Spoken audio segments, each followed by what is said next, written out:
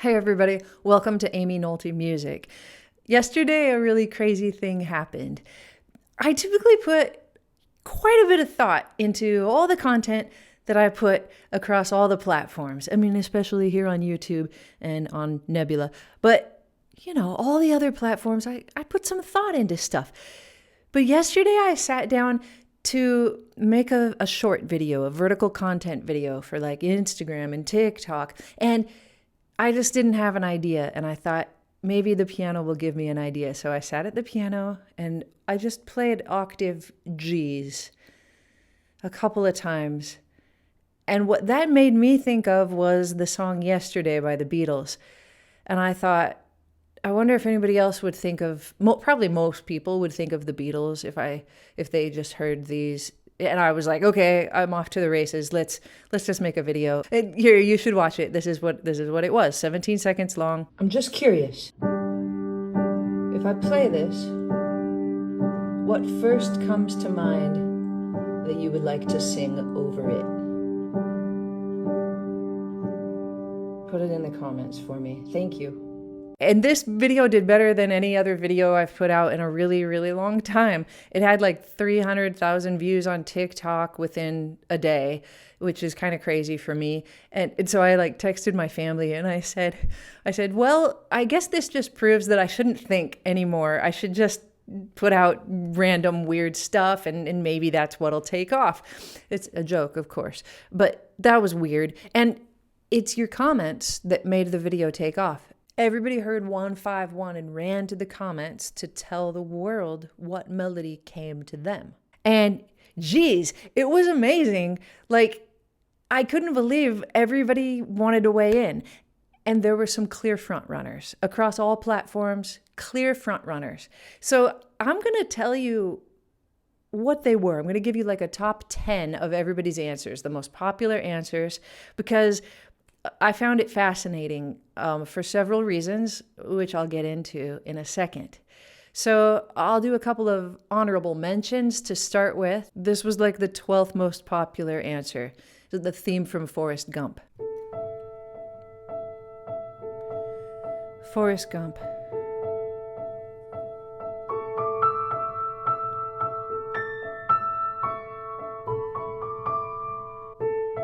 A and E.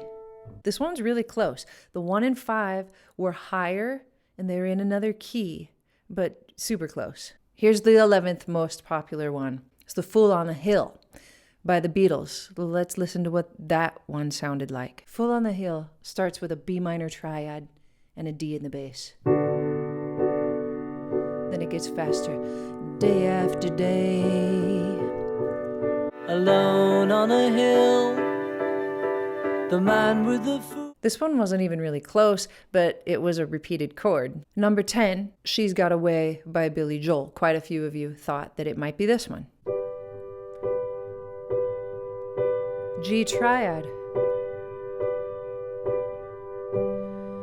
She's got away. This one, close. It's even in the right key, but it has that third in it. Number 9 is a song I had not heard of. It's apparently a meme, and several of you thought of it. It's called Obama Cheese Sandwich, Obama Grilled Cheese Sandwich. Oh no, I don't understand this. Grilled cheese Obama sandwich. But number 8 was Laughing by the Guess Who. Let's listen to what that one's like. I should laugh.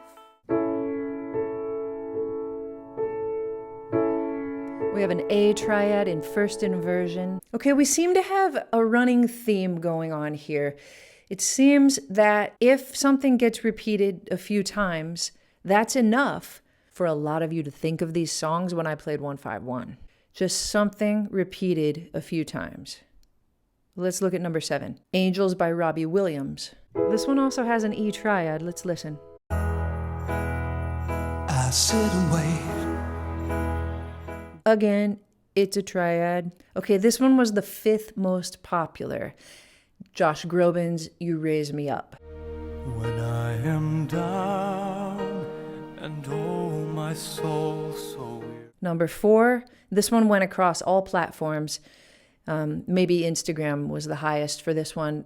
The Climb by Miley Cyrus. I can almost see it. Number 4 was Golden Slumbers. Golden Slumbers. It has a C and a G rocking down to an A. Let's listen to it. Once there was a way to get back. And I can see why hundreds of people guessed this one, but it's not exactly it. Hundreds of people heard that 1-5. It's kind of amazing, isn't it? Now here's the one that I felt right from the beginning. It reminded me of yesterday. Let's hear how it was. Yesterday, all my troubles. Yesterday, not even a piano, but F, C, F. Now the first and the second ones were super popular across all platforms. Number 2, All By Myself by Eric Carmen. When I was young, When I was young. It's close. All right, but how about the Celine Dion? When I was young. It gets closer, much closer with Celine Dion. Now, number 1, by far, just annihilated all of the other answers. And it's The Rose by Bette Midler. Some say love. The word drone, as it relates to music, comes from just, centuries ago when, drones would fly overhead and make a humming sound that just stayed this. No, I'm just kidding. No, it comes from like Southwest Asia and ancient instruments and like bagpipes, right? It's a repeated tone or a couple of tones together that usually would make up the entirety of a piece. It would just, and if you go to one of those meditation camps, you can just hear somebody hitting their drum and it's just like this, and it makes you feel calm. And then sometimes, things happen over the top of the drones. In every one of these songs, if you call it a drone, it just happens for a second. It just sets the song up. We heard a lot of 1 and 5s and we heard some triads, just repeated. And it's interesting to me. All of it's interesting to me. I'm glad I could learn a lesson from my negligence in taking time to make a video. But think about it like this. I wonder how many people listened to me hitting those G's and immediately thought of something. In fact, tell me in the comments. If you immediately knew what you wanted to type and you typed it, tell me. But I also wonder how many of you had listened to it and thought, something, there's something, I can't think of what it is, I'm going to go listen again. And then maybe the second time you were like, now I know what it is, I'm going to type it in. I want to know how many people were like, yep, first listen, got it. And how many people were like, oh, it's striking a chord, like I remember something, how many of you did it take a little longer? Because what all of you did collectively was to name, with the exception of the grilled cheese Obama, beautiful melodies and write them down and agree with each other. So I think a few things. One thing I think is that all it took was for me to repeat some notes. The notes themselves are not the important thing. Like the notes set you up. The notes made you recall something. The notes made you want to find the beautiful melody. It's like the repeated drone. It's like the perfect alley-oop pass that then, the basketball player takes and dunks with or scores with. It was a setup, and the melody is the slam dunk in this case. The melody is the thing that is unique and beautiful, and it's the thing you want. You don't care about those G's. You don't care about the drone. Like, it's nothing except that it makes you recall something. But your ears, in your memories, in your feelings, I think, wanted it. Like you wanted it badly enough that several of you argued. Some people would be like, oh, it's not in the right key for the rose, so that can't be the right answer. The right answer has to be this. Well, there's no right answer. Like there was never going to be a right answer. And it doesn't even matter to me what key it's in. Like no, not that many people have perfect pitch to be able to be like, oh, yes, it could have been this song, but only if they were A's, right? Like our ears didn't do that for us in this case. Collectively, we heard what we heard and we thought of melodies. Now, there's a crazy one. Somebody put the Lumberjack song by Monty Python. I didn't want to be a barber anyway. I wanted to be a lumberjack. And 121 people agreed. So I went and listened to it because it was going to be like number 13 or something. And nowhere close. Like it's not anywhere close to a drone. A little whopping roof tree. We'd sing. And yet somebody put it. Oh, I'm a lumberjack and I'm okay. Asleep. And 121 people said, oh my gosh, yes. And they liked it. I don't know. I kind of just wonder if we're lonely. I think we're a little bit like starving for connection so much that we're going to be like, oh my gosh, there's somebody out there who remembered the Lumberjack song. And I just want to give them a little, thumbs up right here in this moment. And I don't even care what the question was that Amy asked. Like, I just want to connect with somebody.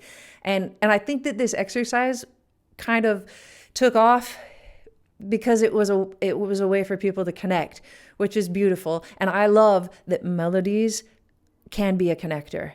And I think that it was, somebody listened to this and thought, oh, that's like the rose. And then they came to the comments and then they saw that that's the most liked comment. And they're like, yes, me too. That's what I heard. And like I said, the melody is the unique thing. The melody is the human thing that somebody had to come up with. And it's not easy to come up with a good melody, is it? It rarely happens. I do think that it's possible. I think that there are many, many, many more good melodies to be had. But creating a melody of your own is attainable. And I actually teach a course on it on the Nebula platform. It's called Creating Motifs for Jazz Improvisation. And what I do is I give you 13 different ways to actually come up with your own melody. And I mean, I've had good feedback about it. I think it's worked for a lot of people. And I think I tapped into something where I'm able to actually play you some prompts, kind of like the G's we talked about today in this video, and ask you to think of a specific thing. Like one thing I ask you to think about is just to hear a note that goes on top of it and then to make a skip upward. Sometimes that's all it takes, and then you've got your beginning of a melody. I've got a bunch of ideas like this, and I let you practice them in this course. And you can have it for just like $3 a month. That's it. $36 to get an entire year of Nebula. Way less than buying yourself a cup of coffee one day, right? $3 a month. It's kind of crazy, and you get access to this and a lot more. Anytime you want to see one of the extended cuts of my videos from YouTube, you can always find them on Nebula. Nearly all of my YouTube videos have extended versions there, and I always put them there at least a day or two before you'll see them on YouTube, so you can see them first. And it's where I put my very best content. Beautifully produced courses like my Everything I Know About Chords online course. You can get parts 1 and part 2 in the classes tab of Nebula. I have another one about the blues that I shot with my friend Adam Neely, and I have 4 in-depth interviews with amazing jazz pianists where we go into great detail about how they think when they make musical choices. I learn a ton from them every time. I've interviewed Larry Goldings, Dennis Ham of Thundercat, Jackie Terrison, and Jacob Mann. This series is under the classes tab in Nebula, and it's known as Quarter Notes with Amy. Like I said, signing up for Nebula is super easy, and it's a platform with no ads ever. There's nothing to let you know how many times a video has been viewed or liked or commented on, because those things don't matter on Nebula. If you use my code that you see right here, $36 for the year, or you can do month by month for $6 a month. And also, one really cool perk is that you can now access guest passes, so that if you watch a video that you think is absolutely amazing and your friend doesn't have Nebula, you can share it with your friend. You can also sign up for a lifetime membership, which means that you get Nebula forever. With my code, there's a significant discount for that. You can get a lifetime membership for $300 rather than the $500 that it would be otherwise. I'd love to be able to help you make your own melodies. I'd love to be able to help you learn to think about chords like I do. I think it can really open up your world, composing-wise, listening-wise, and making music in general. Thanks for hanging out with me here, and I'll see you next time on Amy Nolte Music.